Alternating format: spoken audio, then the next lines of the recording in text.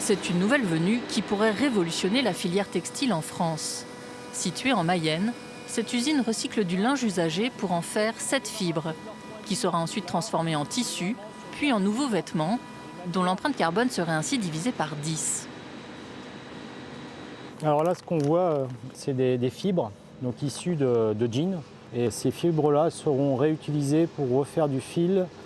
Et en l'occurrence, ce fil sera utilisé pour faire du packaging, plutôt donc du cabas et du tote bag. Lancée en septembre, la plateforme traite 3000 tonnes de vêtements professionnels et espère multiplier sa production par 3 d'ici 2025. Après des mois d'essais et 25 millions d'euros d'investissement, elle est la première à le faire à l'échelle industrielle dans l'Hexagone. Mais ses capacités de traitement restent une goutte d'eau face aux 500 000 tonnes de textiles qui finissent à la poubelle chaque année. Pour cultiver 1 kg de coton, c'est à peu près 6500 litres d'eau. Et justement, le fait de recycler cette matière, ça évite de consommer ça. Le coton, ça consomme aussi 25% des pesticides qui sont produits dans le monde. Donc le fait de recycler cette matière, ça évite aussi d'utiliser ces pesticides.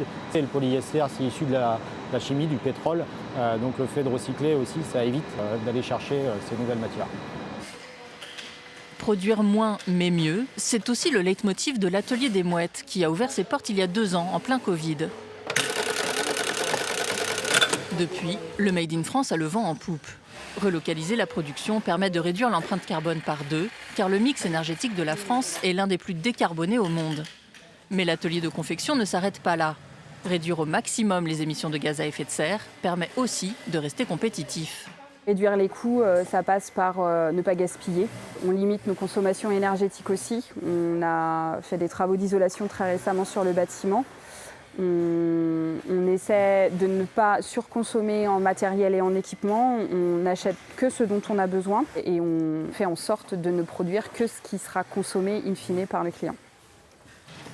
Alors que la filière retrouve un nouveau souffle dans l'Hexagone, ces entrepreneurs espèrent que les consommateurs seront incités à acheter français et éco-responsable.